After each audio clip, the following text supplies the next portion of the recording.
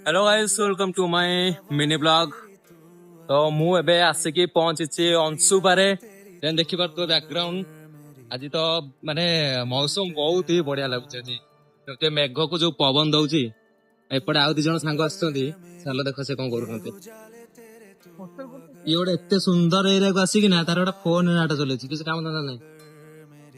ये जो उपभोग करूची ये जो प्रकृति को उपभोग करूची ना एटा रील कराउनी एटा रील कराउनी एटा ब्लॉग कराउची भाई लोग मुंह हाइट किसी खाने एटा मिनी ब्लॉग कराउची हाँ मुंह का